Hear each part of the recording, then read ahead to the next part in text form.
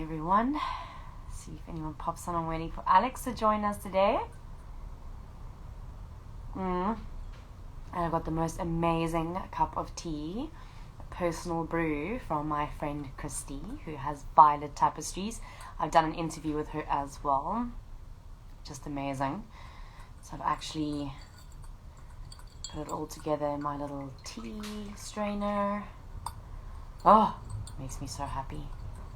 Alright, so here we have Alex has arrived. Hi Chance. Hi Vicky. Hi Araba.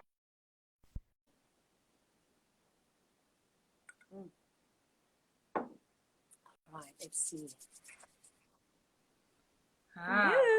That's how I'm not even on my earphones.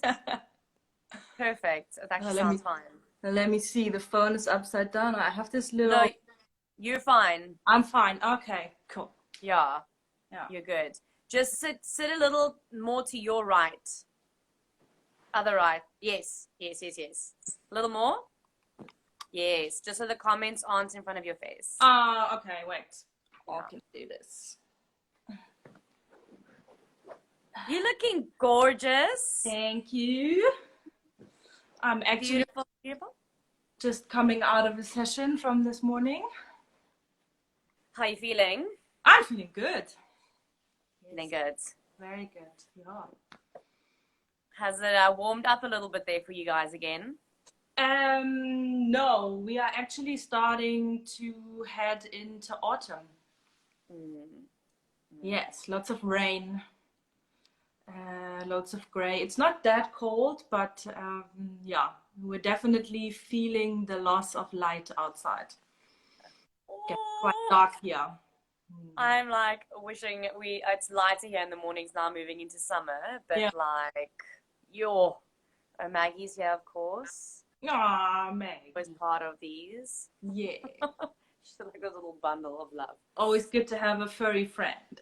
Oh, she's the best. She's the best. Mine are just not all alive. They're plush animals, but I still have them. All right, babe. Well, yeah, welcome to anyone who's on your live and welcome to anyone who is catching up on this.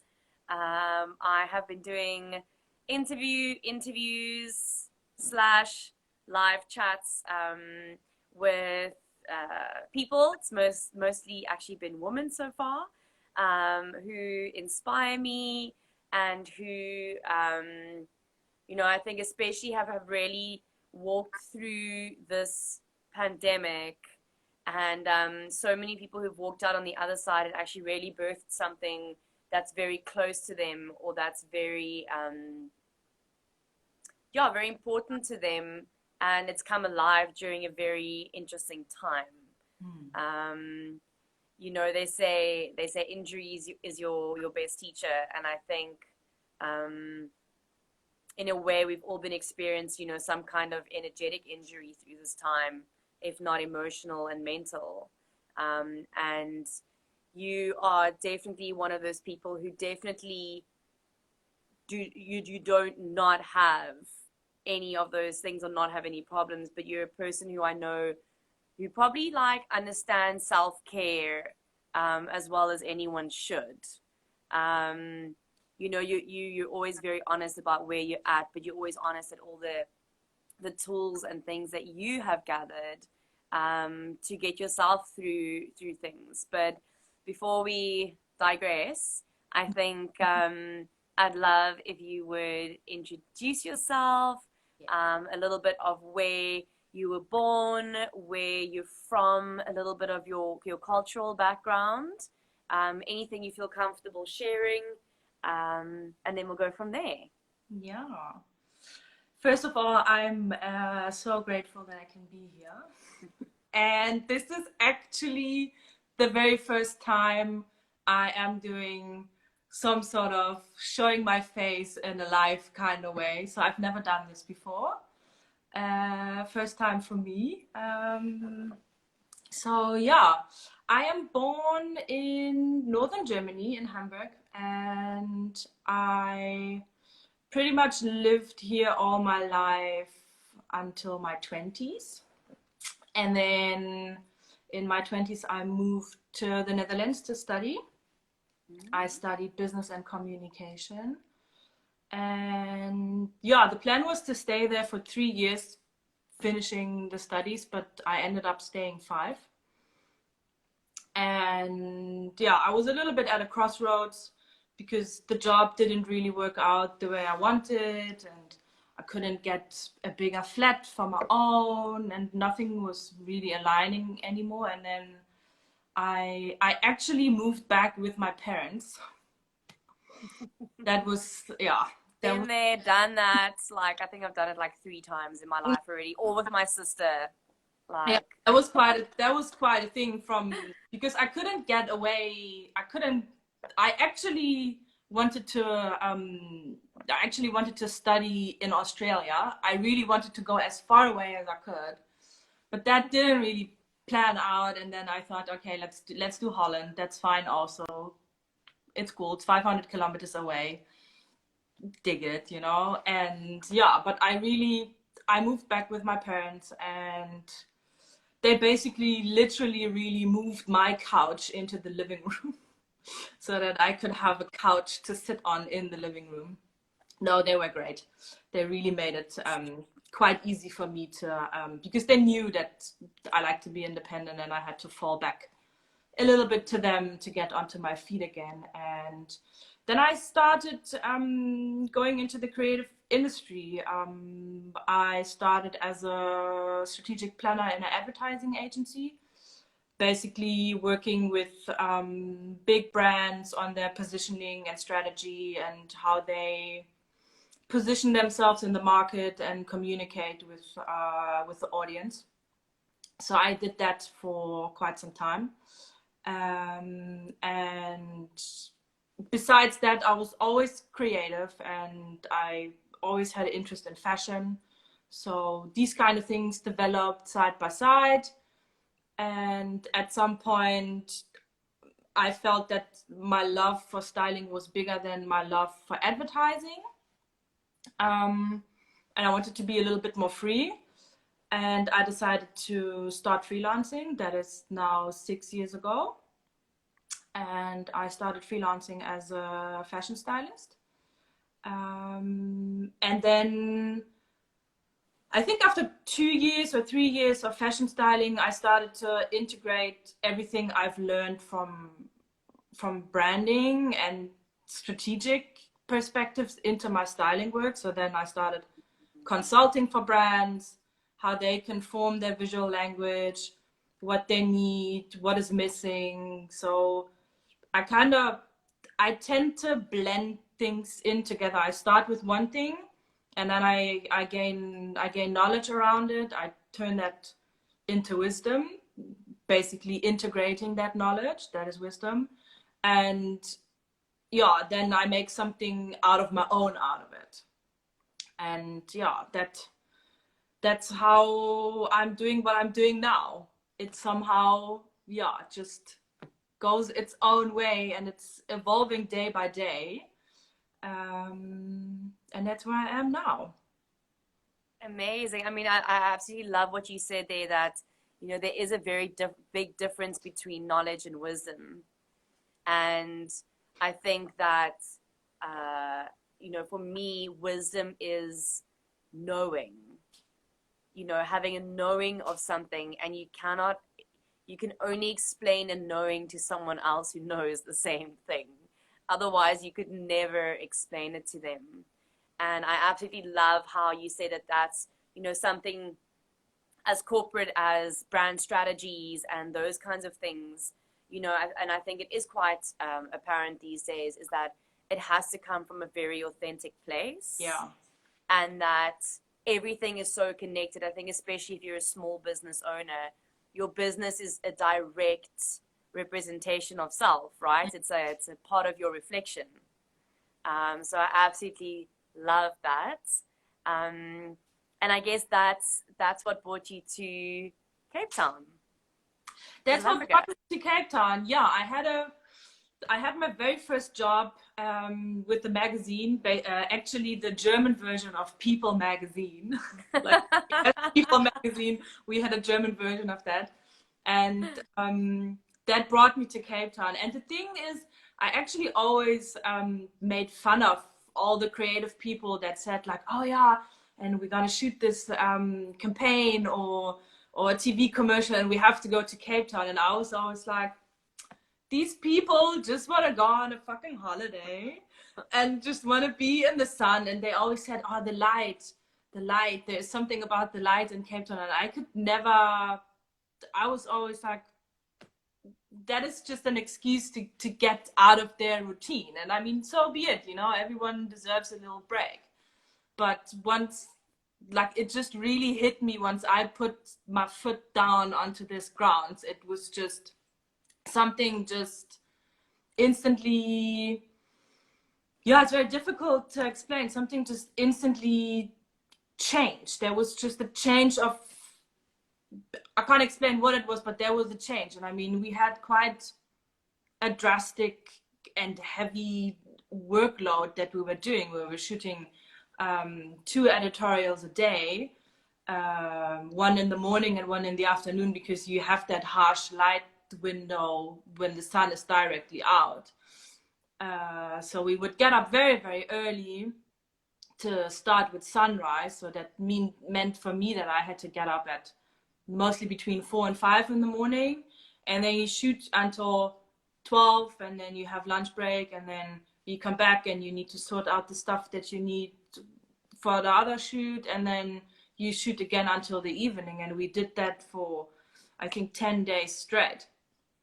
And I was always first and last person there because I had the key to the storage where everything was and where all the people came to start hair and makeup for the models and stuff. So I was literally really up to 16 hours a day. And I remember that the fashion director then said at one point, I think after 5 days or something, she was like, why are you still so high on energy? And with every day proceeding, being there, my energy just got more and more and more. And I mean, I started off with a tummy bug first day I arrived, and that just knocked me out.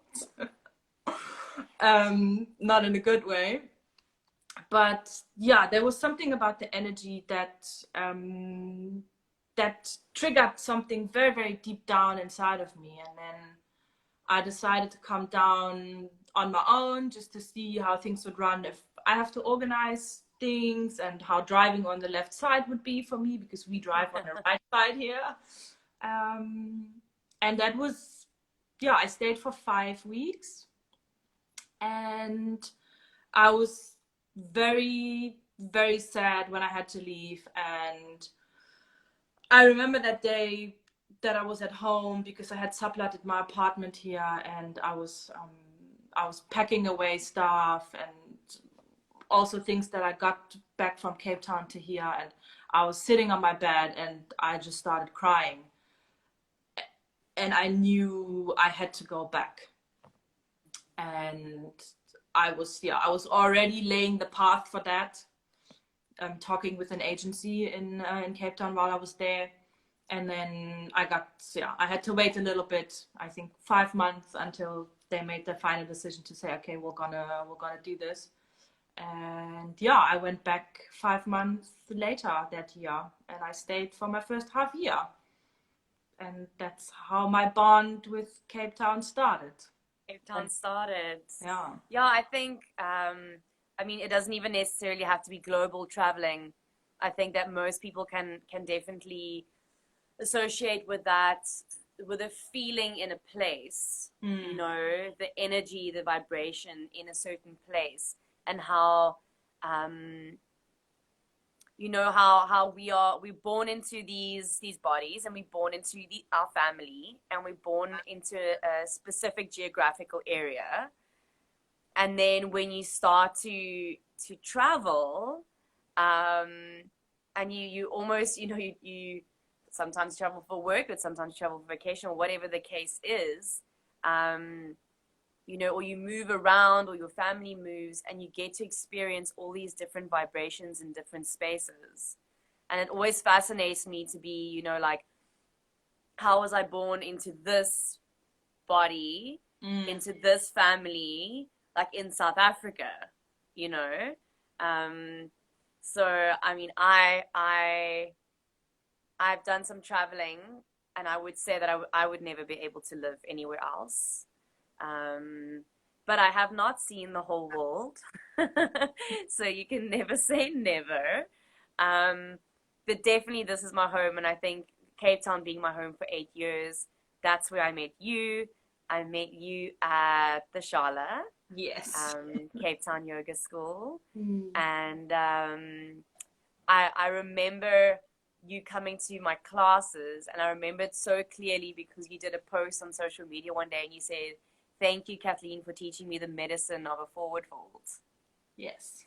And I'll never forget that, because to me, like, it was that to me when I experienced it for the first time. I was like, you know, and again, not knowledge, wisdom, embodied wisdom, right, is to me what we really get from the yoga practice. So yeah, I think if you want to share a bit about your experience of coming to the Shala, I don't know if that's where your yoga experience started from scratch, or if you were practicing before that, maybe just let us in on your yoga journey. Yeah, I was practicing. I wouldn't say practicing yoga. I was doing yoga back here at home due to problems with my back, and I've been in treatment for my back problems. It was basically mainly lower back and lower back and upper neck. So the connection between the two, one was over stabilized and the other one was too loose. And then my spine tried to compensate that. So that caused the issues on the body level. But lots of people tried to fix that, and they stuck needles into me, and like they did all kinds of things, and like physiotherapy, everything basically. And it really didn't get better. And it did get better with my decision of quitting my job and working for myself.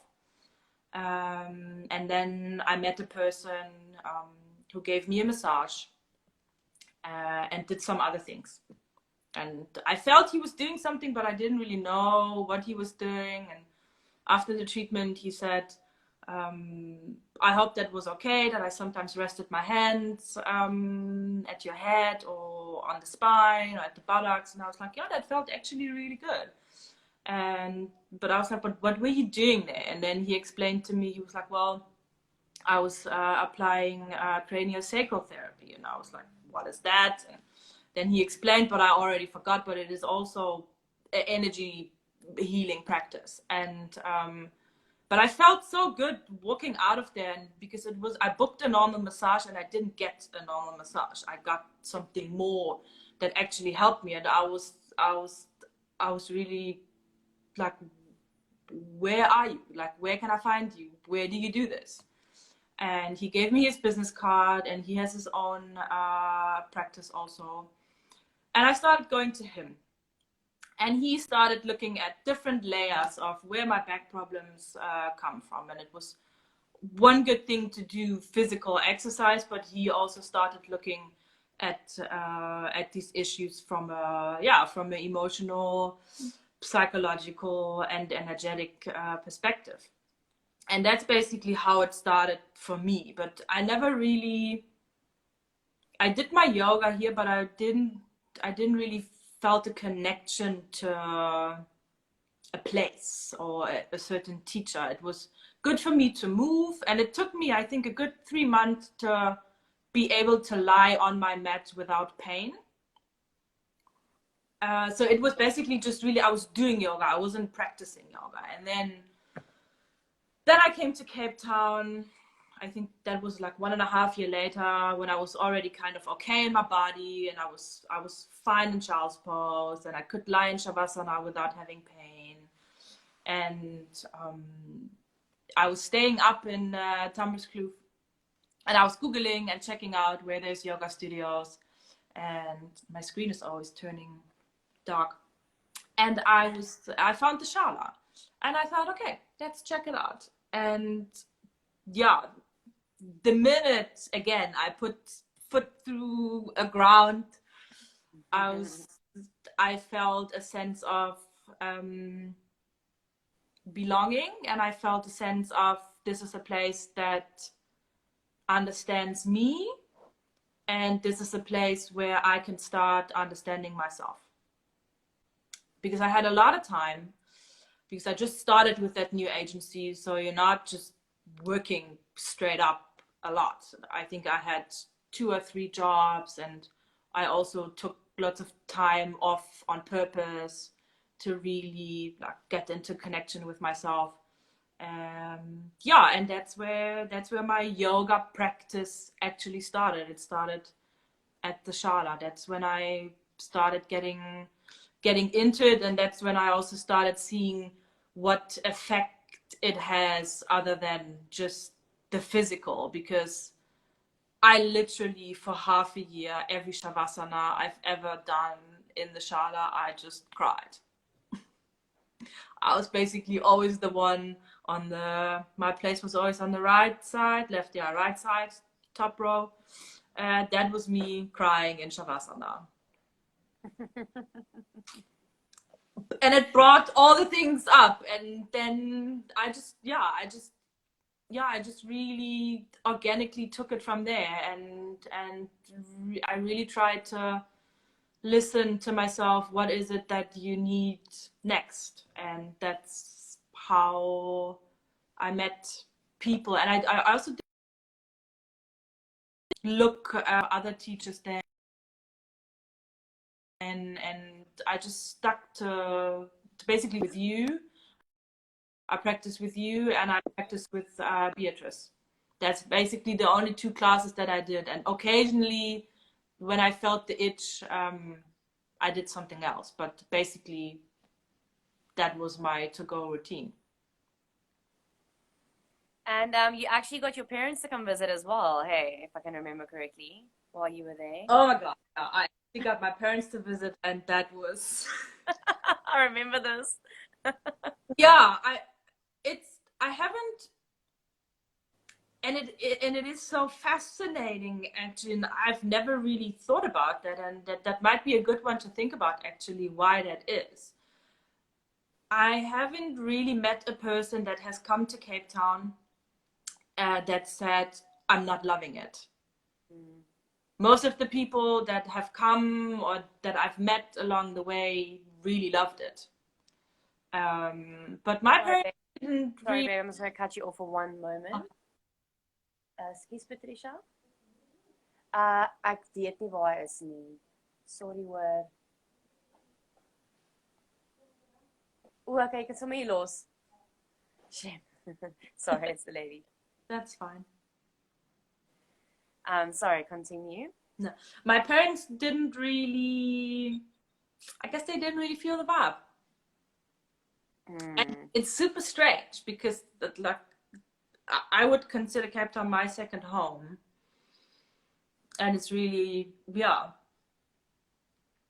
and I mean, it shows you again, like these things highlight so many things. It's like, is it a generational thing? Like we obviously all on these different parts of our journeys.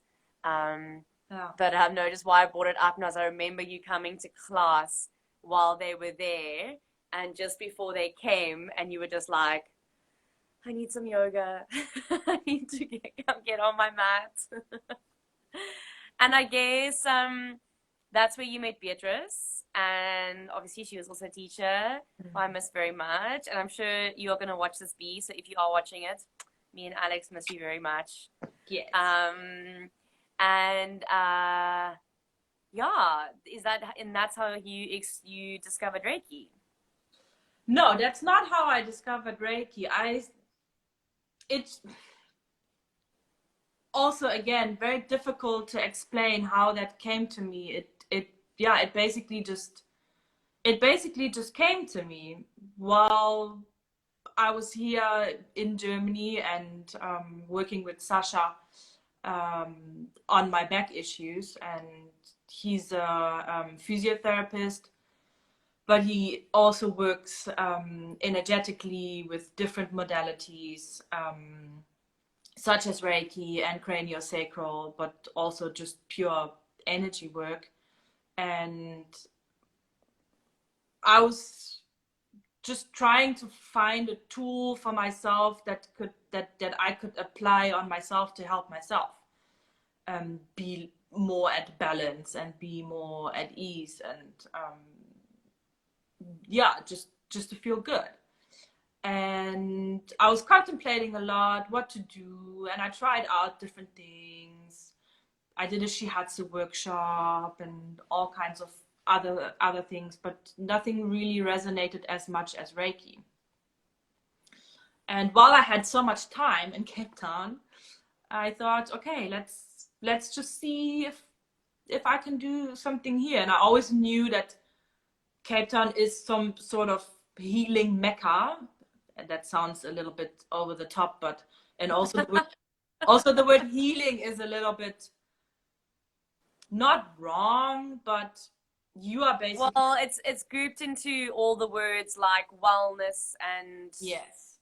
No one else like can do it but yourself. Yeah.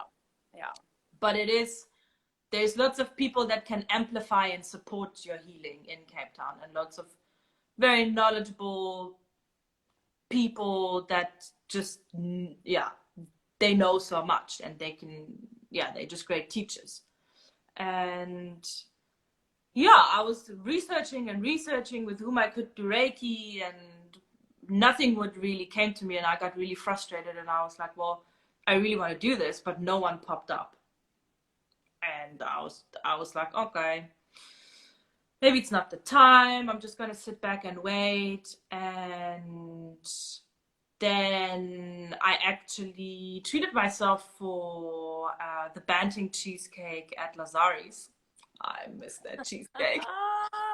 Lazari's pink cupcakes. Oh my yeah. word. So good. And I went to the toilet, and lots of things come to me in the toilet, like in or going out, strangely enough. And there was a flyer on the door from a lady, and it didn't specifically say Reiki. But it was somehow appealing to me. It somehow resonated, and I took a snap with my phone and researched and checked what she's doing, and then I saw, oh, okay, she's actually a Reiki master. So I thought, okay, yeah, that's sign enough. And then I checked if there's any courses running, and there was a course running, and so it started. That's incredible. I mean, there's many words, or there's a lot of language around those kinds of things.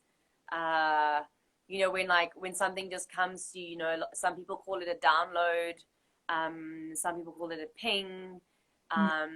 So I was actually saying to someone today, I get a lot of my kind of downloads when I sleep in my dreams. Yeah. So some of my best sequences, I think they're good.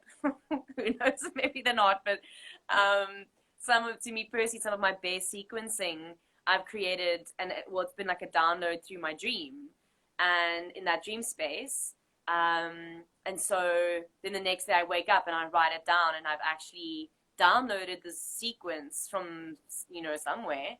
And so it's incredible how those things, and when it just drops, it's like in alignment, and it lands so effortlessly,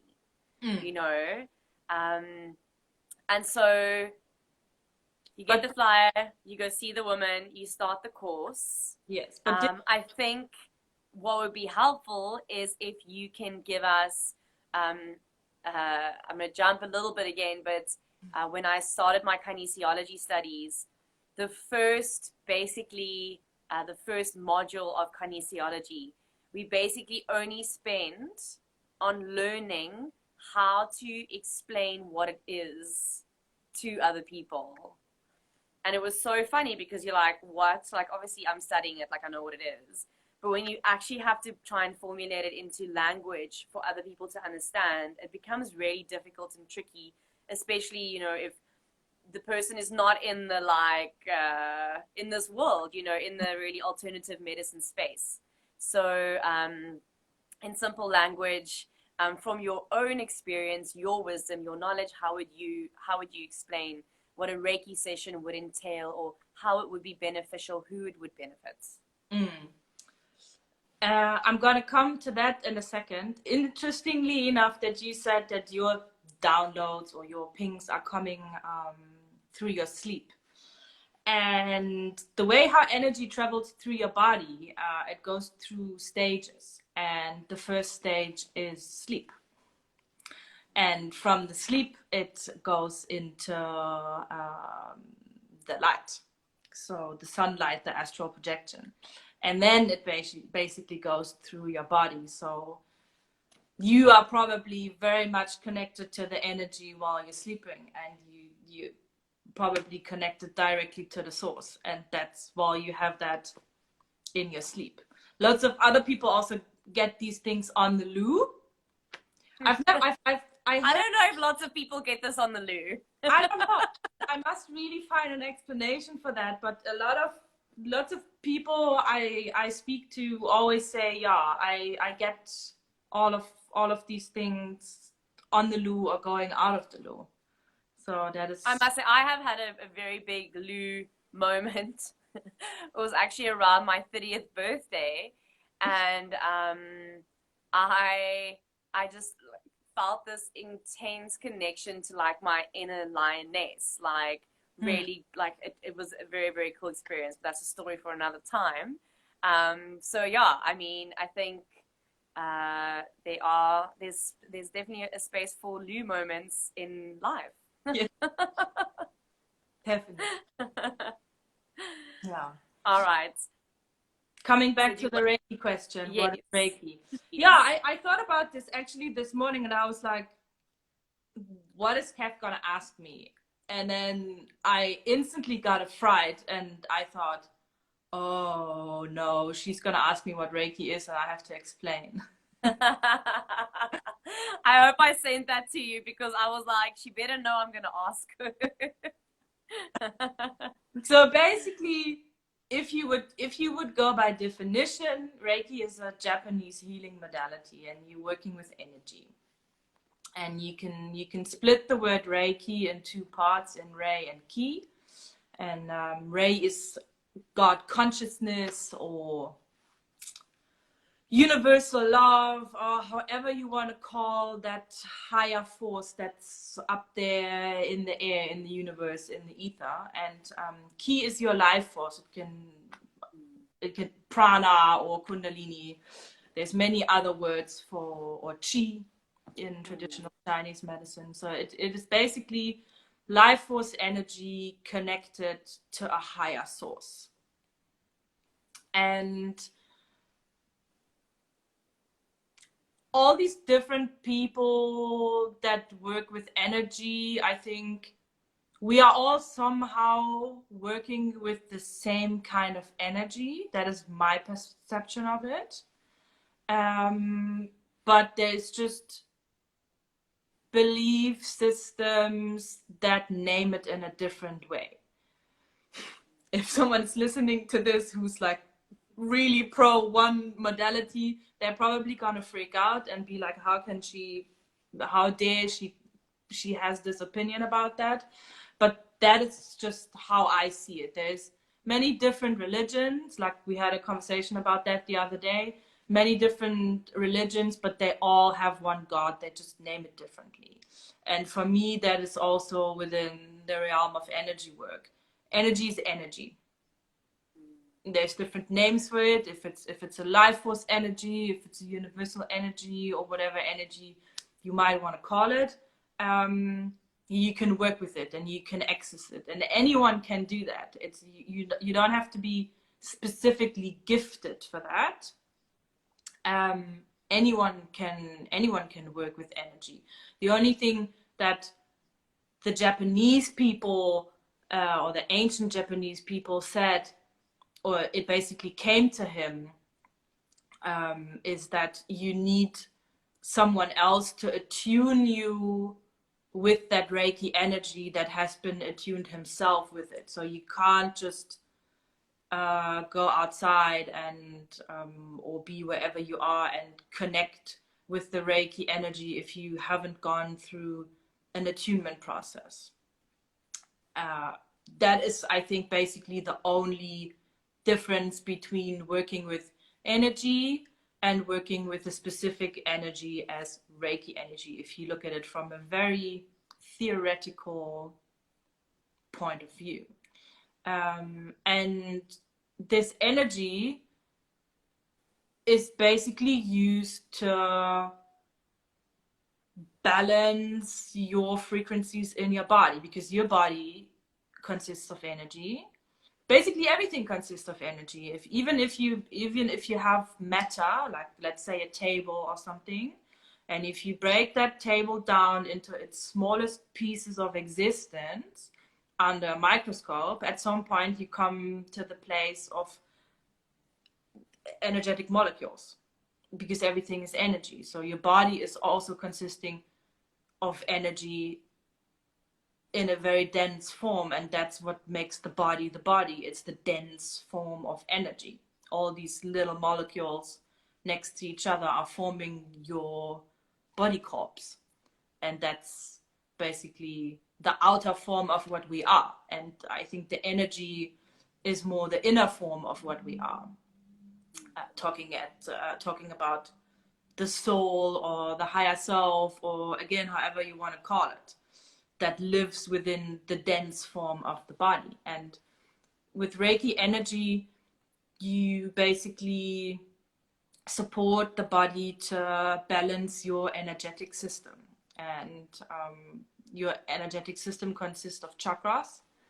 There's 7 chakras that most people usually work with. There is more. And there's opinions also that vary of how many more there are, but I'm working with a maximum of 12 energy chakras that are along your spine and the body. And this is basically, your chakras are basically the highway that goes through your body. And you're starting at the bottom and you're turning through your body and you're going through each chakra, which is literally translated as wheel or disc. So it is a ball of energy that is constantly moving. And your energy flows through your body. And if your chakras are in balance, then the energy can move freely through your body. And if your chakras are unbalanced, it's stagnant. It's the same as if you have a knee injury and you can't really walk freely. You can still walk, but it hurts maybe a little bit, or there's a itch or something. It's just not that comfortable, and you might feel it's not great long term. No, you can still live because it is a little bit unbalanced, but you feel it. And sorry? No, it's fine. And so obviously this is something you would go to a Reiki practitioner for. Like you say, someone who is attuned to the practice and so on. And you're lucky enough to know those practices, so you use them on yourself. Yes. Which is extremely amazing. It's like, everyone had that. Except for your Reiki and your yoga practice, what are 3 of your self-care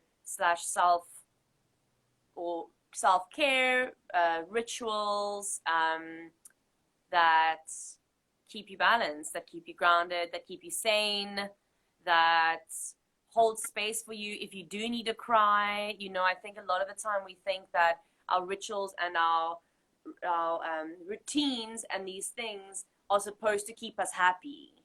You know, like if I do this, this, this, and this, I'm going to be happy. I'm going to have, you know, energy. Like, yes, we want to go there. We want to be in that space, but it's yin and yang, right? So for me, sorry, my cat's falling off the bed. I don't often need that much self-care when I'm in a good place, because then everything just kind of happens, right?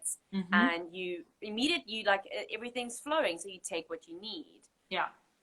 When rituals are important to me, when self-care is the most important to me, is I think very often when we use it the least, is when we are in a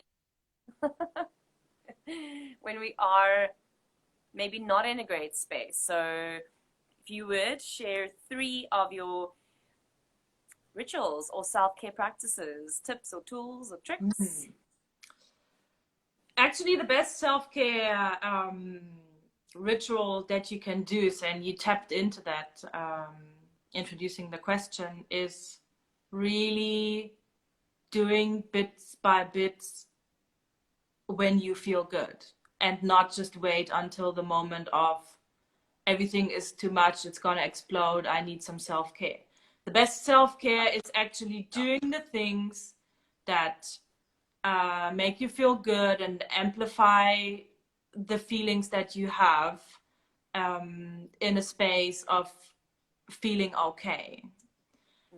So I don't really have specific set rituals or anything when it comes to self-care. I just really try to be mindful about the fact of doing the small things consistently, and not just when, excuse my language, shit hits the fan, you know? Like, I try to make myself a cup of tea to get a quiet moment during the day, or I really take a long bath, or being barefoot is something very, very important to me. Being barefoot and connecting to the ground and being able to walk around barefoot. I think that is one of the biggest self-care things for me, being able to be barefoot.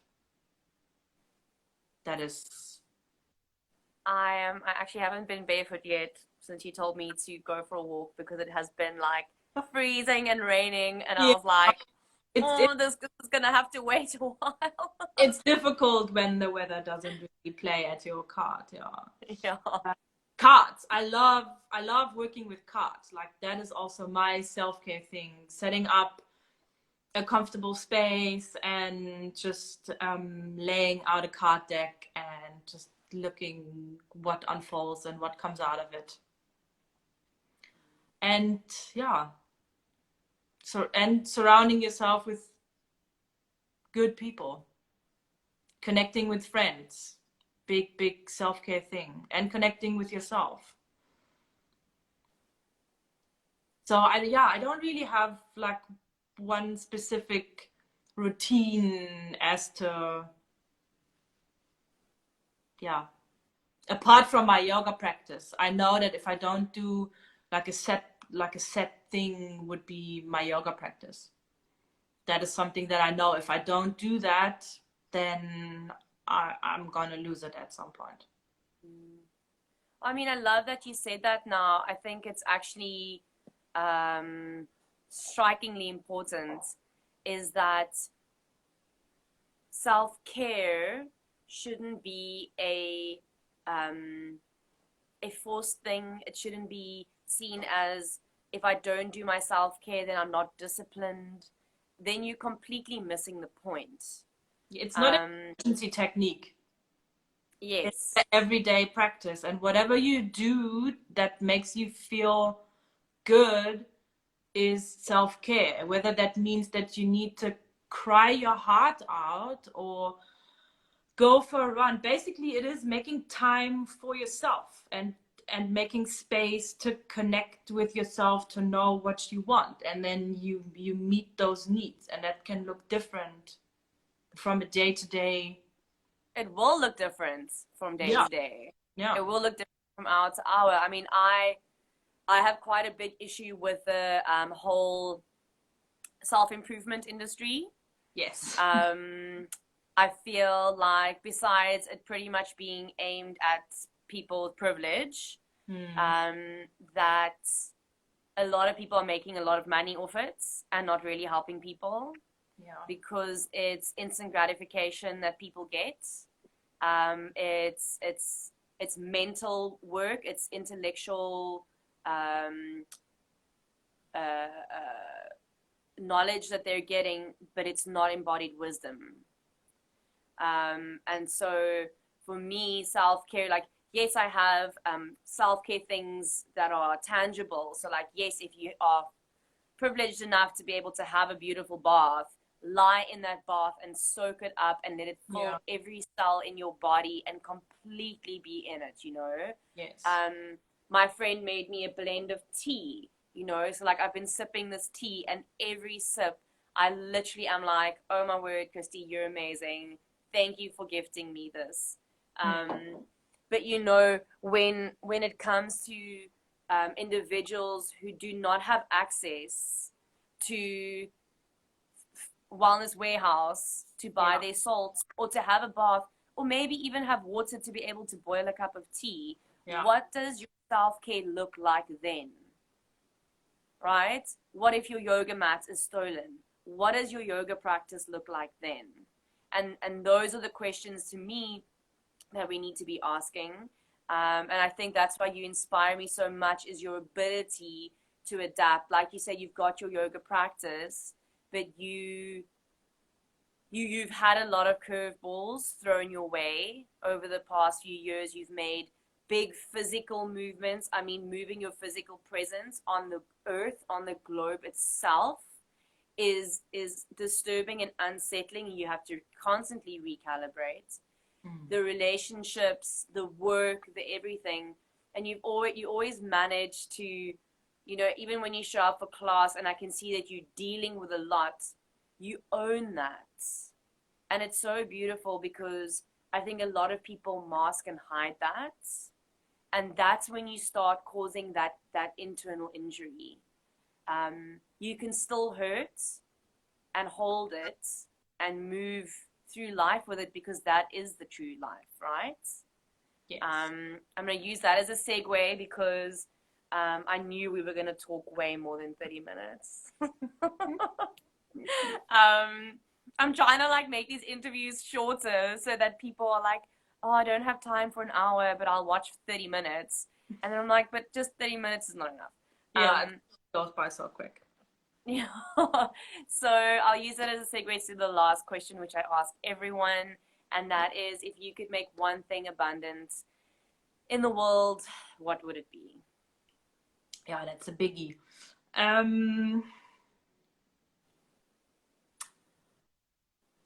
I think the one thing that the whole world needs in abundance is love. Love for yourself. Because if you don't have love for yourself, you start treating the world and the people around you with hurt. And if none of us would be hurting, like, I'm not talking about the small things in life, but like really substantial hurts, like really traumatic kind of hurts and emotions, then the world would be a better place. Because no one is born a racist, no one is born a serial killer, no one is born a capitalist. This is how your upbringing and the things that happen to you form you into sets of beliefs and mindsets and coping mechanisms. And that's when when things turn ugly. If the entire world would just have an abundance of love in themselves, knowing that everything is okay and it's safe for everyone to be here and we can all coexist next to each other without hurting each other or fighting each other, there wouldn't be any wars. There wouldn't be any starvings.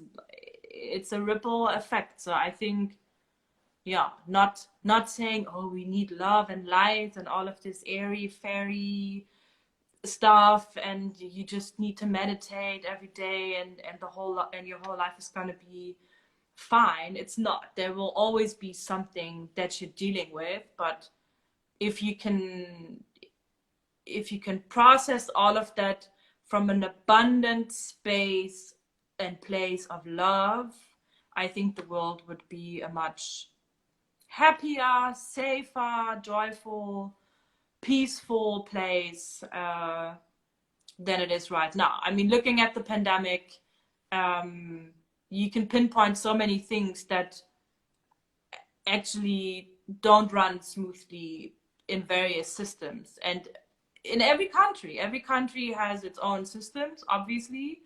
But if you look at it then, but that goes like really far. If you look at it from a meta perspective, it's basically all the same problems. They just applied differently. They just have a different effect in different systems.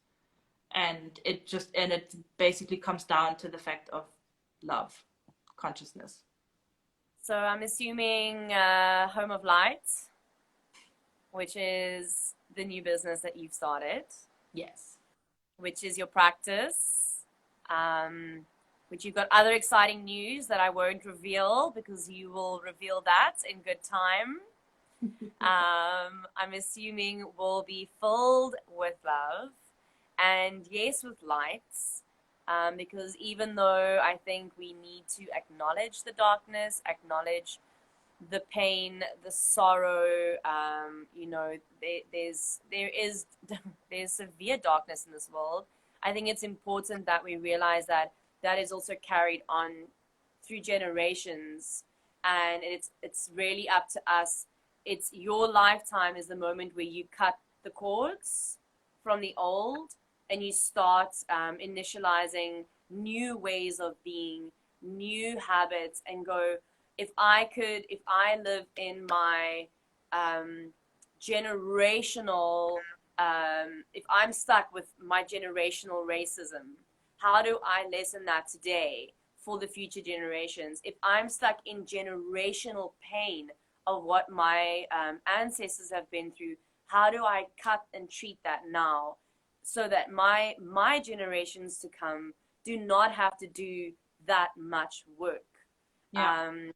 And so from teacher to healer, right? Because that's what you're going to do. You're going to be a helping healer. And I don't like really to call anyone a healer because everyone is their own healer. Yeah, healer difficult also. It's more... Yeah. So everyone's their own healer, but yet and... I'm more of a guide. You're a facilitator of that because that is completely your intention. And if we say everything is energy and everything is connected, then by healing someone else, you're healing yourself. And by healing yourself, you're helping to heal the world. So, Alex, thank you so much for your time. Thank you. You are absolutely amazing, and you inspire me every day. And I can't wait to see Home of Light just grow bigger and more beautiful. And I know you're going to change so many people's lives or help people to change their lives. So yeah, I want you to tag me when you do your announcement so that I can see when you've done it. And I hope that your dancing workshop is amazing tomorrow. Yes, me too. I hope that it's gonna take place because they did say it's gonna rain and it's outside in the forest. Oh, so yeah. Well, I'm holding thumbs that it doesn't because I can't think of anything better than spending a day in a forest. Yes. And I love you lots, and I will see you on Monday. Yes, sending so much love and hugs your way. You made it very easy for me to show my face on the live. You're a professional. I don't know what you're talking about. Yeah, I think you have to just embrace the challenges and then grow. And share what you want to share, because what you want to share is from a place of beauty, you know, for the world. So why not share it? Yeah, I really hope so. You will. Love you, babe. Love Have you a too. beautiful evening, and I'll chat to you on Monday. You too. Bye bye. Bye.